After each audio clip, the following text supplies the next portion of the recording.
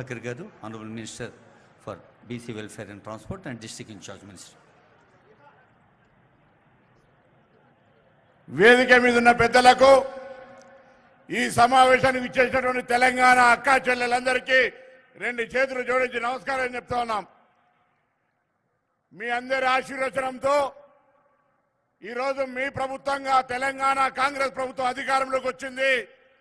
మార్పు కోరుకున్నారు మహిళలు. మీరు ఓటేస్తేనే ఇలా మేము అధికారంలోకి వచ్చినాం. మీ అందరికీ ధన్యవాదాలు తెలియజేస్తా ఉన్నాం. ఇలా ఈరోజు కాంగ్రెస్ పార్టీ అంటే మహిళలకు ప్రత్యేకమైనటువంటి గౌరవం ఇచ్చే విధంగా, ఎక్కడైనా మహిళా శక్తిని గౌరవించే విధంగా ప్రతి కార్యక్రమాన్ని మహాలక్ష్మి రూపంలో చూసుకొని మీ అందరి యొక్క ఆలోచన విధానంతో మీకు ఒక సశక్తినిచ్చేటువంటి ఆలోచనతో ఈరోజు మహిళ ఒక పథకాన్ని, ఒక సశక్తి విధానాన్ని తీసుకొచ్చి ఈరోజే కేబినెట్ గౌరవ ముఖ్యమంత్రి రేవంత్ రెడ్డి గారి అధ్యక్షతన ఆమోదింపజేసుకున్నామనేటువంటి మాట సందర్భంగా తెలియజేస్తా ఉన్నాం.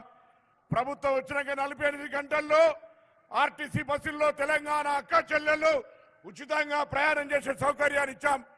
ఇప్పటికీ 25 కోట్ల మంది మహిళలు ఆర్టీసీ బస్సులో ఉచిత ప్రయాణ సౌకర్యాన్ని వినియోగించుకున్నారు.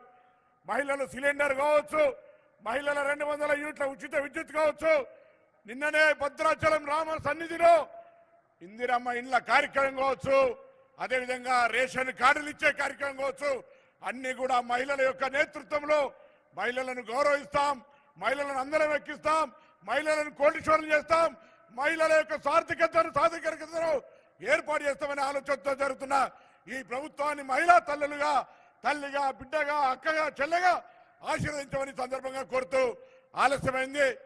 ఈరోజు జరిగిన అనేక కార్యక్రమాల లోపల మరి ప్రభుత్వం మీ సంక్షేమం కొరకు ఆలోచిస్తూ తీసుకుంటున్నటువంటి అనేక నిర్ణయాలే కాబట్టి పెద్దలు మాట్లాడతారు.